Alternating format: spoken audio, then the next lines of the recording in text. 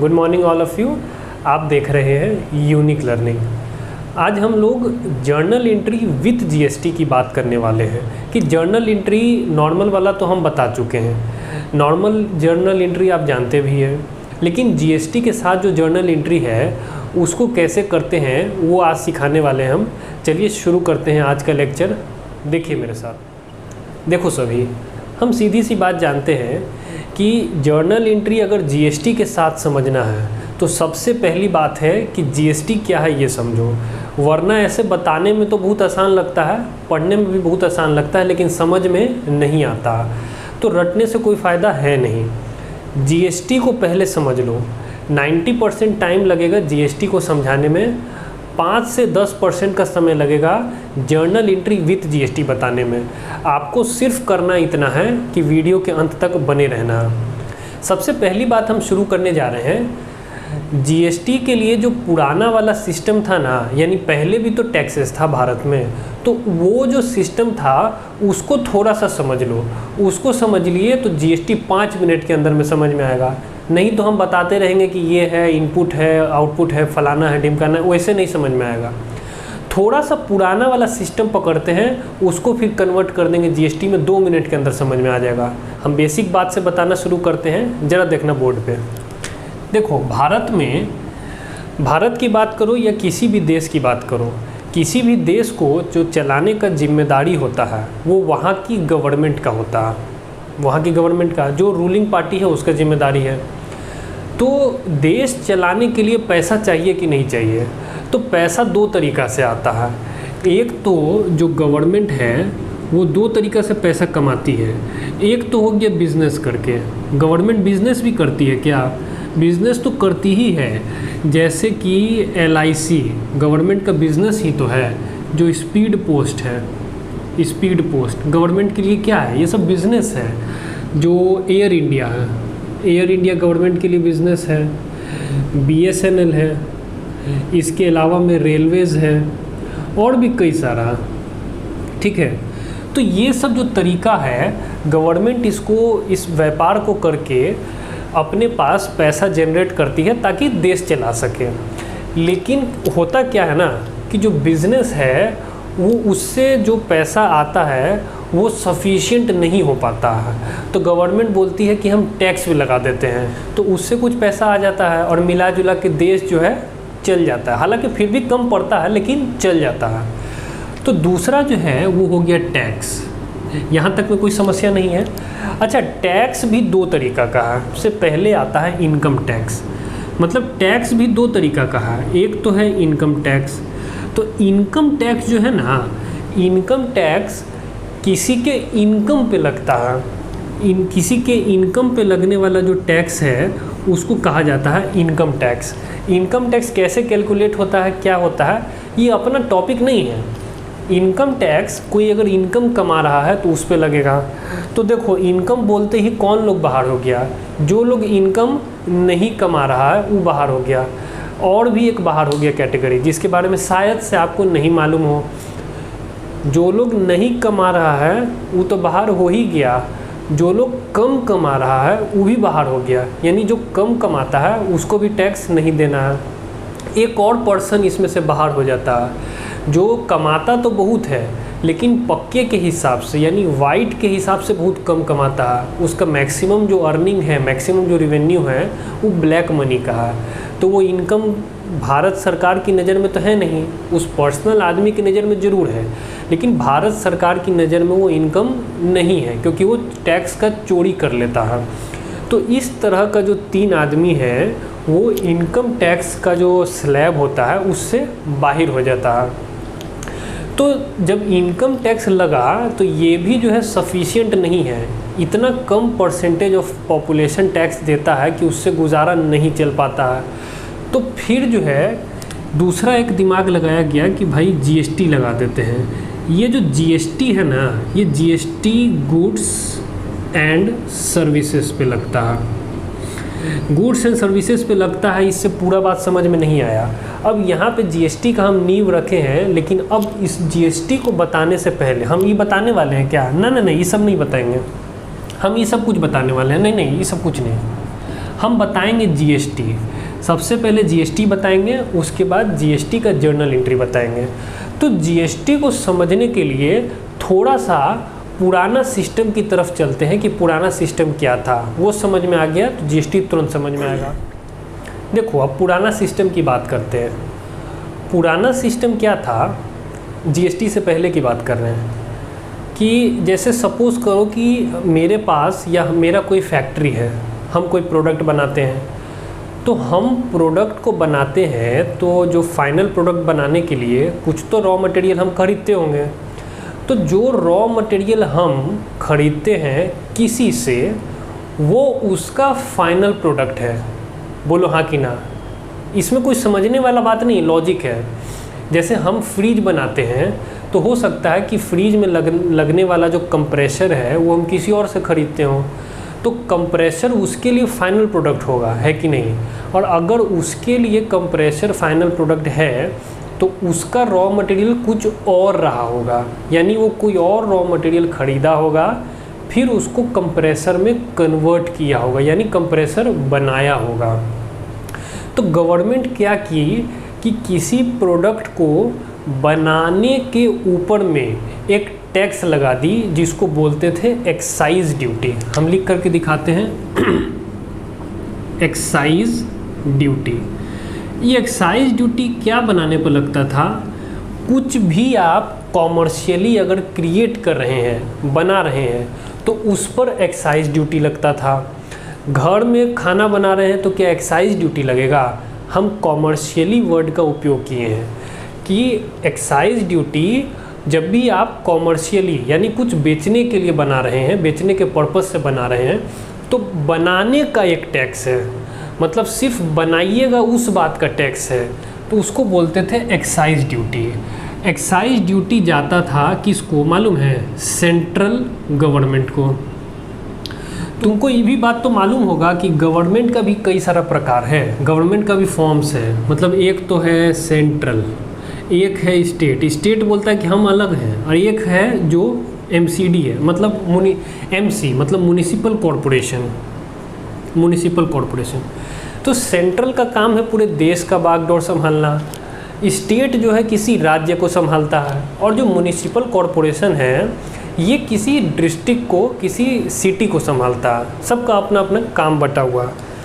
तो किसी चीज़ को बनाने पे, कॉमर्शियली किसी चीज़ को बनाने पे सेंट्रल गवर्नमेंट तो टैक्स लगा दिया, बोला कि हम एक्साइज ड्यूटी लगा दिए, अब हम निश्चिंत हैं। अब पूरे भारत में कोई कुछ बनाए, हमको उससे क्या, हमको टैक्स जो है मिलेगा। कौन सा tax, excise duty. State government कहता है कि हमको भी तो पैसा चाहिए, राज्य चलाना है तो पैसा, बिना पैसा के कैसे चलेगा, तुम ही बताओ, बिना पैसा के कैसे चलेगा। तो ये दिमाग लगाया, ये क्या दिमाग लगाया कि जैसे कोई आदमी कुछ अगर बना रहा है तो बनाएगा, तो बना के तो रखे तो नहीं रहेगा, बना के बेचेगा भी उसको। तो बना के जब बेचेगा ना, तो उस समय हम उससे एक टैक्स मांग लेंगे। मतलब कि सेंट्रल गवर्नमेंट बनाने पर टैक्स लगा दिया और स्टेट गवर्नमेंट बेचने पर टैक्स लगा दिया।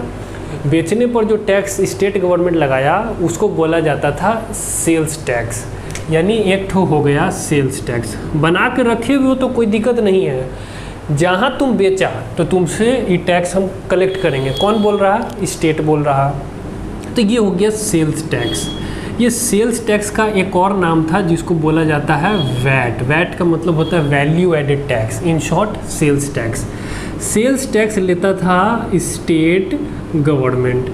अब जो है किस तरीके से टैक्स लेता था इसका हम न्यूमेरिकल बता रहे हैं एक छोटा सा। उसी न्यूमेरिकल में से हम धीरे धीरे करके जीएसटी निकाल लेंगे कि जीएसटी कैसे आया। यहाँ तक किसी को कोई डाउट है तो ज़रूर कमेंट करके बताइए। आगे बढ़ते हैं।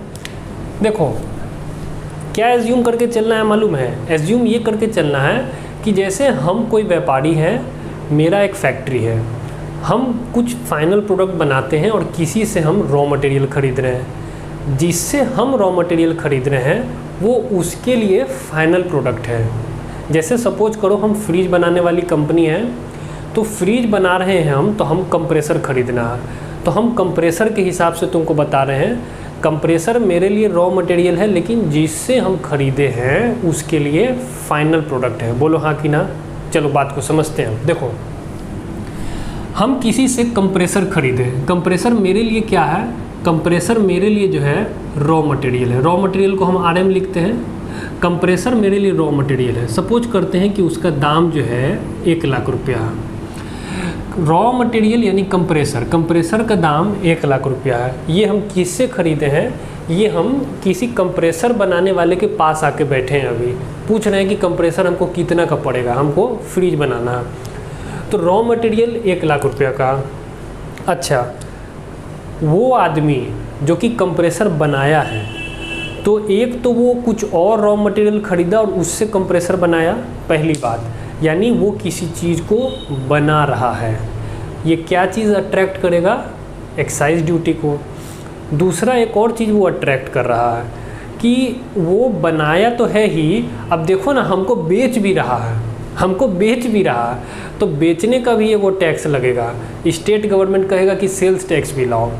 तो अगर सेंट्रल गवर्नमेंट और स्टेट गवर्नमेंट सामने वाला आदमी से, यानी जिससे हम खरीदने पहुँचे हैं, उससे टैक्स मांग रही है, तो वो अपने जेब से दे देगा क्या, वो अपने जेब से कभी नहीं देगा, वो हम ही से लेगा, क्योंकि हम कंप्रेसर खरीद रहे हैं।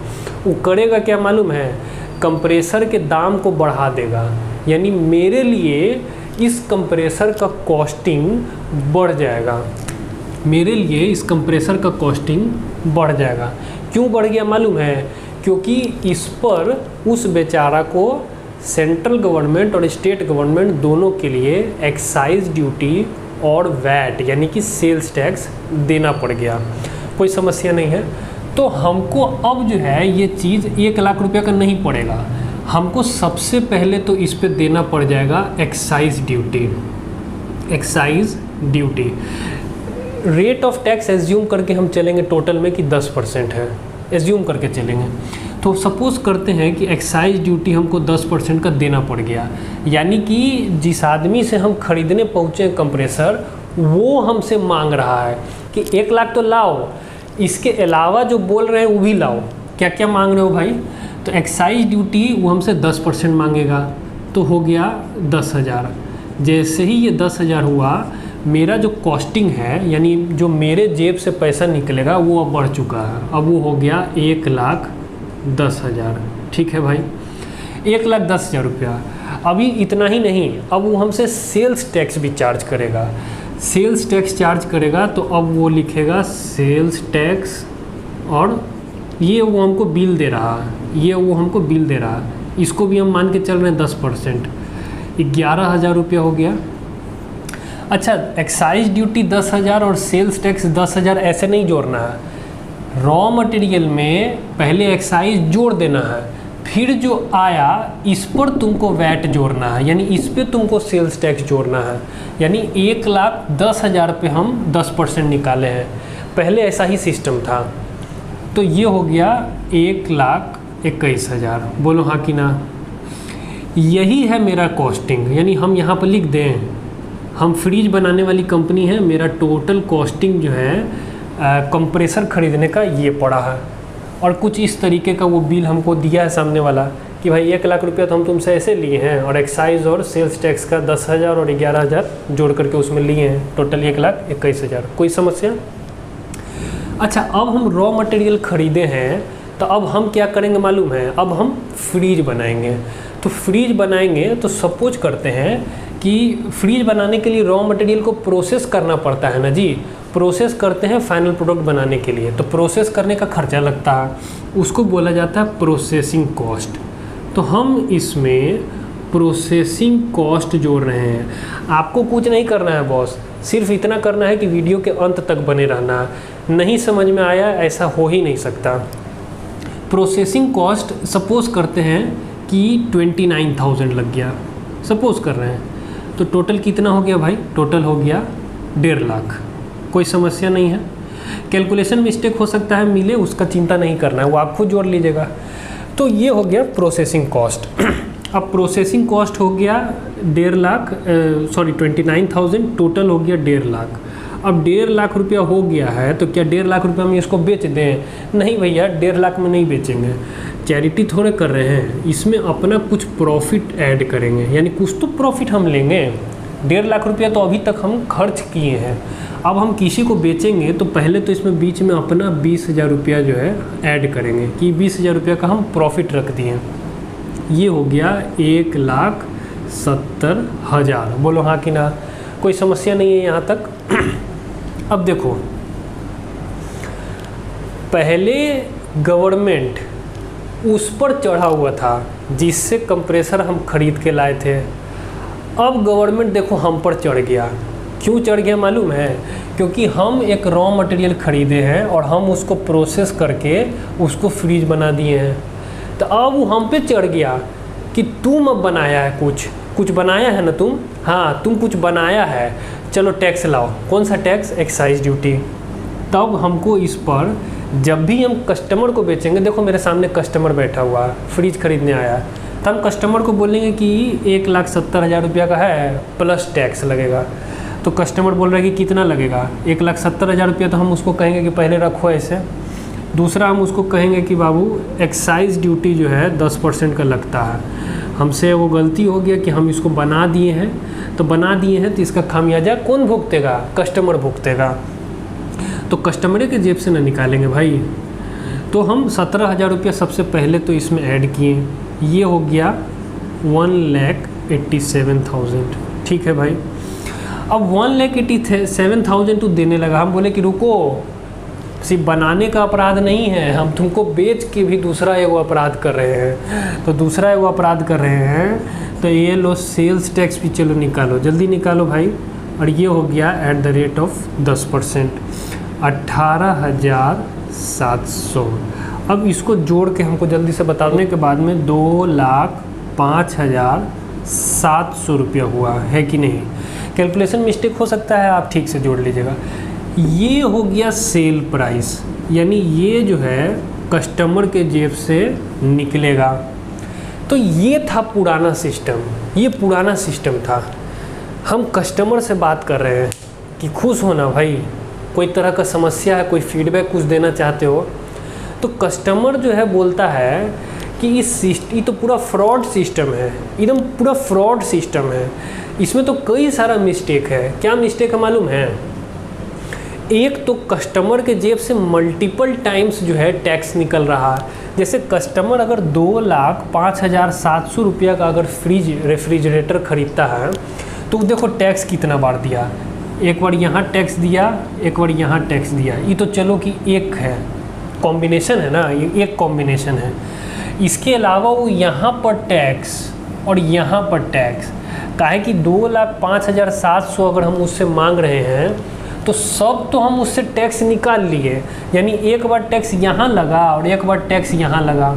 यानी हम हम कंप्रेसर खरीदने गए थे तो टैक्स दे के आए थे, वो टैक्स, और जब हम बेच रहे हैं तो एक बार हम टैक्स लगाए हैं तो ये टैक्स। तो हम तो दो बार कस्टमर के जेब से टैक्स निकाल लिए ना। ये पहला सिस्टम है।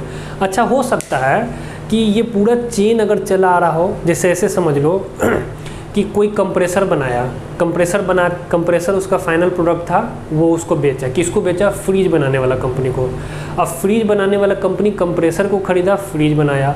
अब फ्रीज बनाने वाला कंपनी जब फ्रीज बना दिया तो हवाई जहाज़ बनाने वाला कंपनी को भेजा। हवाई जहाज़ में रेफ्रिजरेटर होता है ना, तो हवाई जहाज़ बनाने वाला कंपनी फ्रीज को एज ए रॉ मटेरियल ख़रीद के और उससे फिर हवाई जहाज़ बनाया। मतलब हवाई जहाज़ में फ्रीज भी लगा, अब फिर वो हवाई जहाज़ आगे बेचा। तो जो आदमी अगर हवाई जहाज़ खरीदेगा, तुम्हारे मेरे जैसा आदमी हवाई जहाज़ खरीदने पहुँचेगा एयरबस या बोइंग कंपनी के पास, तो उसमें जो कंप्रेसर लगा हुआ है उसके फ्रीज में, हवाई जहाज़ के अंदर फ्रीज है और फ्रीज के अंदर कंप्रेसर है, उस कंप्रेसर पर तो 3 बार टैक्स हम दे रहे हैं ना, है कि नहीं? तो ये तो मल्टीपल टैक्स का बहुत बड़ा लोचा था जो कि पहले चल रहा था। आप इसको फ्रॉड कहें चाहे जो कहें, मल्टीपल टैक्स, ये पहला प्रॉब्लम है, प्रॉब्लम नंबर 1। ये प्रॉब्लम है 1। दूसरा एगो प्रॉब्लम था जिसको बोलते हैं कास्केडिंग इफेक्ट। कास्केडिंग इफेक्ट का मतलब मालूम है कि ये जो 11,000 है ना, ये टैक्स ऑन टैक्स है। यानी कि प्रिंसिपल पर तो सब टैक्स लेता है, लेकिन टैक्स पे टैक्स कौन लेता है जी? मतलब सेल्स टैक्स जो 10% है, तो ये 10% अगर इसका निकालते तो यहाँ 10,000 लिखते, लेकिन यहाँ 11,000 क्यों हो गया मालूम है? क्योंकि इस 10,000 पे भी टैक्स लग गया है, यानी एक्साइज ड्यूटी पे जो है सेल्स टैक्स लग गया। और वही गलती यहाँ भी है, एक्साइज ड्यूटी लगा है 17,000 और इस 17,000 का 1700 रुपया यहाँ पर जुड़ा हुआ है। तो यानी टैक्स ऑन टैक्स, जिसको बोला जाता है cascading effect, tax on tax, ये दूसरा प्रॉब्लम था। तो ये था ओल्ड सिस्टम। इसके बाद ये चलता रहा कब तक मालूम है? अप्रॉक्स 1984 टू 1986 तक। हम लिख देते हैं अप्रॉक्स 1984 से लेकर 1986, मतलब यहाँ से नहीं शुरू हुआ था, यहाँ तक बता रहे हैं, टिल 1984 तक या 1986 तक ये सिस्टम जो है चलता रहा। और उसके बाद 1986 में एक मेजर चेंज हुआ, एक बहुत भारी बदलाव हुआ। वो बदलाव 90% ऑफ द प्रॉब्लम को सॉल्व कर दिया, 90% प्रॉब्लम को। वो बदलाव क्या था तुरंत देखिए। अब देखते हैं कि 1984 या 1986 का हो, उसमें क्या मेजर चेंज आया था वो देखते हैं। देखो, हम फ्रिज बनाने वाली कंपनी है, पहुँचे रॉ मटेरियल खरीदने यानी कंप्रेसर खरीदने, कंप्रेसर बनाने वाली कंपनी के साथ। कंप्रेसर उसका फाइनल प्रोडक्ट था।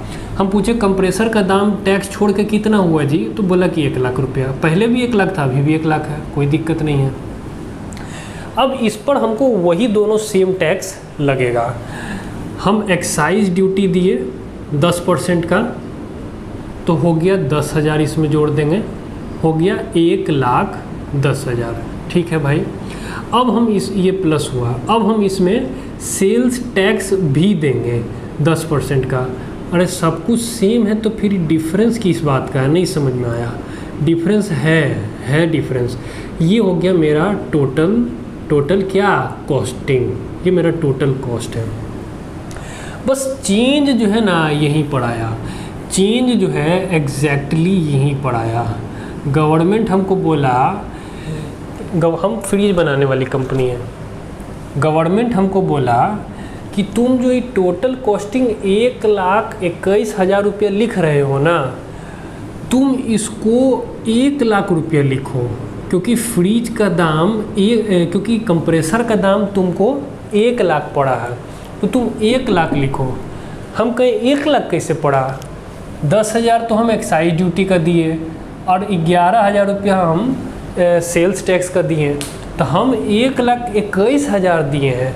1 लाख रुपये नहीं दिए हैं, 1 लाख से ज़्यादा दिए हैं। तो अगर हम इसको 1 लाख रुपये लिखेंगे तो आगे याद करो, आगे प्रॉफिट हम लोग 20,000 रुपया का रख रहे थे। तो 20,000 का प्रॉफिट अगर हम कमाते हैं और 21,000 रुपया का तो टैक्से हो गया, तो हम कमाएंगे क्या? 1,000 रुपया तो मेरा जेब से नुकसान हो जाएगा। हम कॉस्टिंग में जब तक इसको नहीं ऐड करेंगे ना, कस्टमर की जेब से नहीं निकलेगा जब हम फ्रिज बेचने जाएंगे। तो समझ में आ रहा है? तो गवर्नमेंट बोला कि ओहो, सुनते भी तो नहीं हो पूरा। हम जो है ना, ये दोनों जो तुम्हारा टैक्स लगा है ये हम तुमको रिफ़ंड कर देंगे। और बोलो, हम बोले हाँ अब समझ में आया। तो हुआ क्या, 1986 में ये बहुत बड़ा मेजर चेंज आया। गवर्नमेंट बोला कि खरीदने समय जो भी तुम टैक्स पे करते हो खरीदने समय, वो टैक्स हम तुमको रिफ़ंड कर देंगे, उसका अब तुम चिंता मत करो। तो हम कहें तब तो कोई दिक्कत नहीं है, यानी मेरा रिफ़ंड जो है, एक तो एक्साइज ड्यूटी का रिफ़ंड हो गया EXCISE, एक तो एक्साइज ड्यूटी का रिफ़ंड हो गया 10,000 रुपया का, और दूसरा जो है मेरा सेल्स टैक्स का जो है रिफ़ंड हो गया 11,000 का। ये जो है गवर्नमेंट हमको बोला है कि रिफ़ंड करने, किया नहीं अभी किया नहीं है, बोला है कि कर देंगे। तो कोई बात नहीं, बोला है तो कर देंगे। तो अब ये हो गया मेरा जो टोटल कॉस्ट है। अब हम कहेंगे कि चलो ठीक है भाई 1 लाख रुपया, तो 1 लाख रुपया टोटल कॉस्ट हुआ है, तो बाकी प्रोसेस सेम है। हम इसको प्रोसेस करेंगे, प्रोसेसिंग कॉस्ट इसमें जुड़ेगा, प्रोसेसिंग चार्जेस बोलो या प्रोसेसिंग कॉस्ट बोलो। कितना था याद है हमको? जहाँ तक याद है 29,000 था, ये हो गया 1,29,000। कोई दिक्कत नहीं है, ये टोटल हो गया इतना। अब इस पे हम 20,000 रुपया का प्रॉफिट रख लेते हैं अपना। तो प्रॉफिट रख लिए 20,000 रुपया का, ये हो गया 1,49,000। ओ माय गॉड, तो ये प्रॉफिट जो है 1,49,000 का हो गया। अब हम इसको बनाने का गुनाह और इसको बेचने का गुनाह तो करने ही वाले हैं, तो कस्टमर से हम सिर्फ इतना ही नहीं निकालेंगे, तुमको तो याद है कस्टमर से हम इस पर एक्साइज ड्यूटी जोड़ेंगे पहले तो 10% का, यानी 14,900। ये कितना आ गया जोड़ के बता दो तो, ये आ गया 1,63,900। जोड़ जड़ कर लेना जी। अभी जो 1,63,900 आ गया, अब हम इसमें सेल्स टैक्स को ऐड कर देंगे। सेल्स टैक्स ऐड करेंगे कितना, एक्साइज ड्यूटी भी था 10%, सेल्स टैक्स भी 10%, तो 16,390 रुपया हमको लगता है कि आएगा।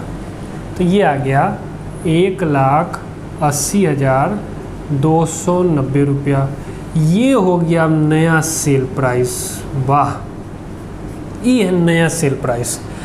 यानी पहले 2,05,000 समथिंग पड़ रहा था ना जी, 25,000 रुपया का डिफरेंस आ गया। सिर्फ जो है इस 21,000 के टैक्स को लौटाया नहीं है, लौटाने का वादा कर दिया है गवर्नमेंट।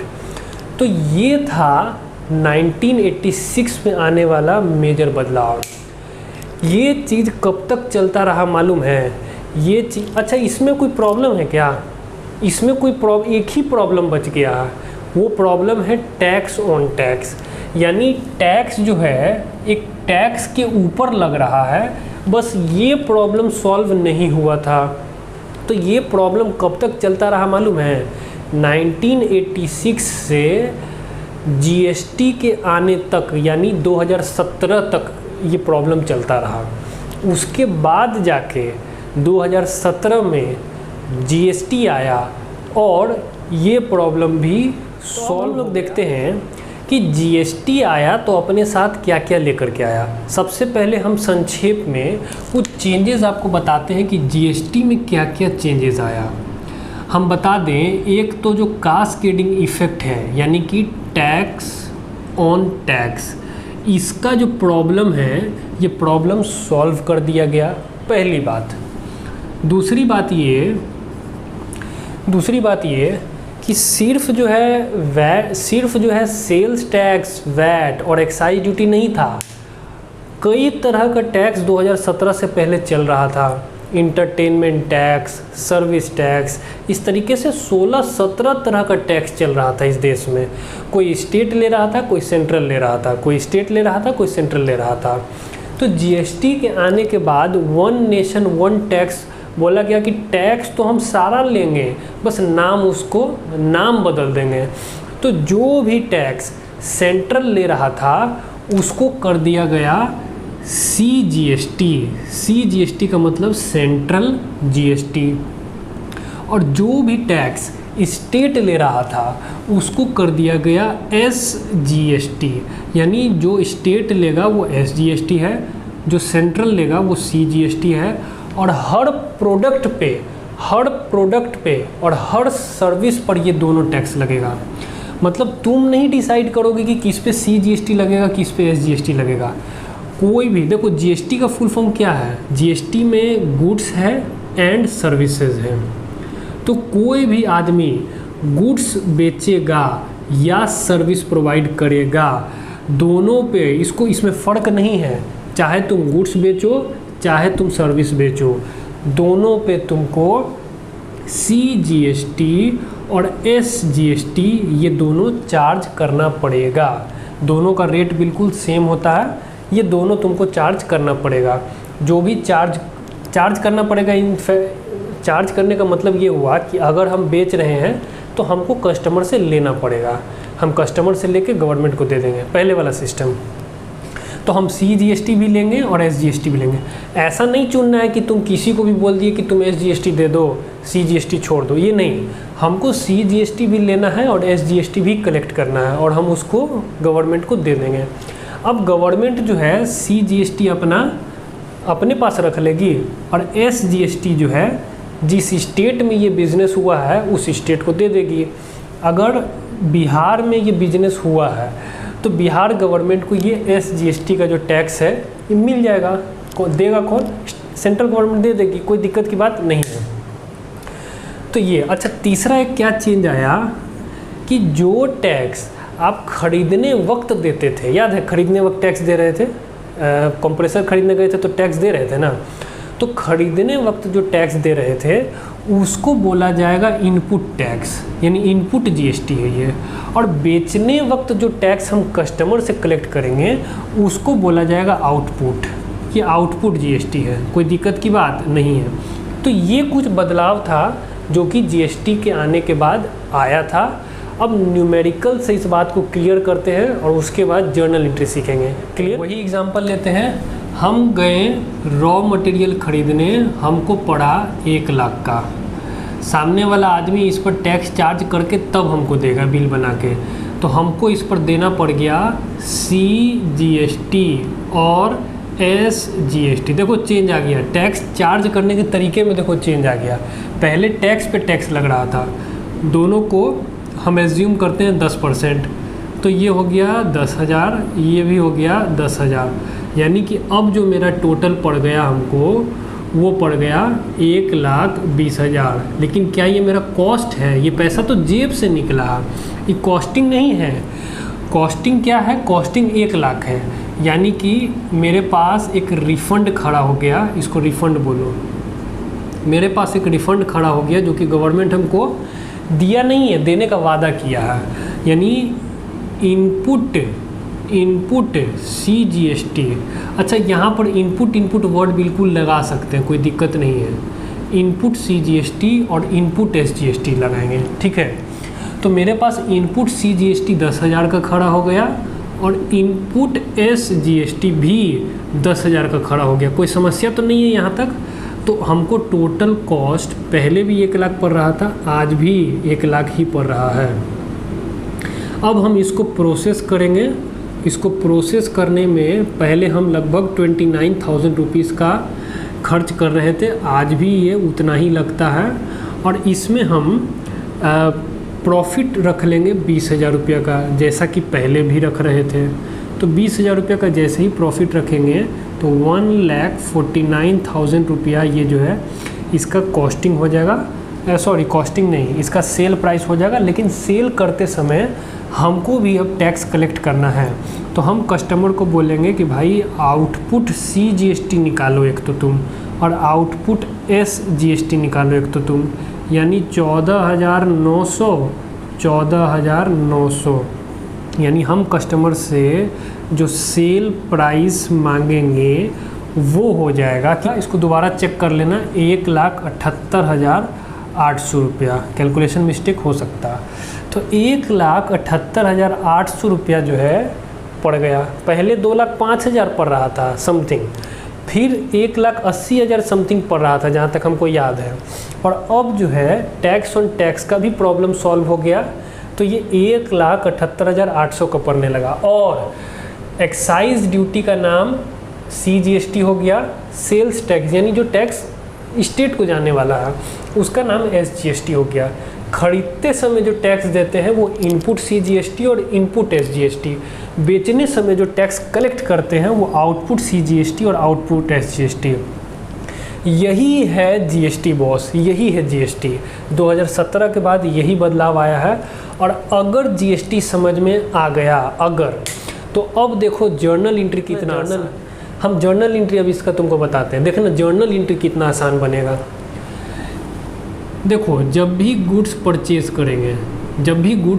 करेंगे एंट्री पहले क्या पास करते थे याद है? पहले तो सिंपल परचेज अकाउंट डेबिट और टू लिखते थे टू कैश, और अगर उधार में खरीदे हैं तो लिखते थे टू क्रेडिटर। इसमें तो कोई समस्या नहीं होगा ना, इसमें तो कोई समस्या नहीं है। टू क्रेडिटर अकाउंट ये था पुराना वाला, मतलब बिना GST का जर्नल एंट्री। अब क्या हुआ, अब GST सीख लिए हैं तो अब करना क्या है मालूम है? अब करना ये है कि जब हम गुड्स को परचेज़ किए, जब हम परचेज़ किए, ऐसा करते हैं यहाँ लिख देते हैं 1 लाख रुपया। जब हम गुड्स परचेज़ किए हैं 1 लाख का, तो क्या हम 1 लाख दिए हैं? टैक्स भी तो दिए हैं। तो हम लिखेंगे input CGST account debit, input SGST account debit और लिखेंगे टू कैश या फिर बैंक या फिर क्रेडिटर। बोलो हाँ कि ना। To creditor account. हम इस पे टैक्स दिए थे 10,000, हम इस पे टैक्स दिए थे 10,000 और ये टोटल हो गया 1,20,000 रुपया जो है, उधर का दिख रहा है ना जी, 1,20,000 रुपया जो है हम क्रेडिटर को देंगे, या अगर कैश में दिए हैं तो दिए होंगे। परचेज अकाउंट डेबिट क्यों हुआ तो क्लियर है। ये कैश, बैंक और क्रेडिटर क्रेडिट क्यों हुआ ये तो क्लियर है, ये तो नहीं बताना है ना। इनपुट CGST और इनपुट SGST डेबिट क्यों हुआ ये जानो। तुमको हम बताए हैं ना कि गवर्नमेंट जो है ये टैक्स हमको वापस करेगा, इसका वादा किया है। तो कोई जैसे तुम उधार माल बेचते हो डेटर को, तो डेटर भी तुमको पैसा देगा, इस बात का वादा करता है ना। तो तुम डेटर को क्या करते हो, डेबिट करते हो, तुम उसको अपना असेट बना लेते हो। मॉडर्न रूल ऑफ अकाउंटिंग के हिसाब से सोचना, मॉडर्न रूल बोलता है कि जब भी एसेट खड़ा करना हो या एसेट बढ़ाना हो तो उसको डेबिट कर दीजिए। तो ये इनपुट CGST, इनपुट SGST तुम्हारे लिए असेट बन गया ना, क्योंकि गवर्नमेंट ये तुमको वापस करेगा। तो ये इनपुट CGST, इनपुट SGST तुम्हारे लिए असेट बन गया। देखो कितना आसान हो गया इसको पढ़ने के बाद। ये था परचेज का कहानी। अच्छा, कोई अगर असेट तुम खरीदोगे, जैसे फर्नीचर खरीदे, प्लांट एंड मशीनरी खरीदे, तो उस सब पर भी GST लगता है। GST तो सारा चीज़ पर लगता है ना। तो यहाँ पर आ जाएगा, यहाँ पर क्या आ जाएगा मालूम है, यहाँ आ जाएगा परचेज नहीं आकर के यहाँ असेट आ जाएगा। देखो कितना आसान हो गया। असेट अकाउंट डेबिट, सपोज करो 1 लाख का कोई असेट खरीदे हो, सेम एंट्री है, कोई दिक्कत की बात नहीं है। अच्छा, परचेज रिटर्न का बता दो, परचेज रिटर्न का बता दो। देखो अब परचेज रिटर्न का बात करते हैं। देखो परचेज रिटर्न करते थे तो क्या एंट्री लगाते थे, याद है क्या तुमको? क्रेडिटर अकाउंट डेबिट, बहुत आसान है जी। और लिखते थे टू परचेज रिटर्न, यही लिखते थे ना कि कुछ और लिखते थे? नियम तो यही लिखने का। तो creditor account debit to purchase return लिखते थे। अब क्योंकि GST पढ़ ली है तो अब क्या करना है मालूम है? देखो टोटल 1,20,000 रुपया तुम क्रेडिटर को देने वाले हो। सपोज यहाँ से कैश और ये बैंक, इसका हम एग्जांपल मिटा देते हैं। हम सपोज करते हैं कि हम गुड्स परचेज़ किए हैं और उधार पे परचेज़ किए हैं। तो 1 लाख का गुड्स था, 20,000 रुपया टोटल टैक्स बना। तो 1,20,000 रुपया हमको क्रेडिटर को देना है, देंगे अभी हम। लेकिन तुम 50% यानी आधा माल जो है वापस कर दिए, ड्यू टू XYZ जो भी रीज़न रहा हो, तुम वापस कर दिए। तो तुम माल वापस किए तो क्रेडिटर से तुम कितना रुपया वापस मांगोगे? या पैसा तो तुम दिए नहीं हो, तो क्रेडिटर को तुम कितना कम दोगे? सोचने वाली बात है कि नहीं? तो जो तुम 50,000 का गुड्स वापस कर दिए हो, उस पर जो लगने वाला टैक्स है वो भी तो तुम क्रेडिटर को नहीं दोगे। अब तुम सिर्फ 50,000 थोड़े उसको कम दोगे, 50,000 पे लगने वाला जो टैक्स है वो टैक्स भी अब तुम क्रेडिटर को नहीं दोगे। यानी तुम लिखोगे टू इनपुट CGST अकाउंट और टू इनपुट SGST अकाउंट। बोलो हाँ कि ना। और परचेज रिटर्न तुम किए हो कितना का मालूम है? 50,000 रुपया का माल। और इस 50,000 पर जो टैक्स लगा वो लगा 5,000 और 5,000। मतलब 1 लाख पे 10,000 टैक्स लगा, तो 50,000 पे 5,000 टैक्स लगेगा ना, 10% टैक्स रेट के हिसाब से। तो यानी कि क्रेडिटर को तुम 60,000 रुपया से डेबिट करोगे।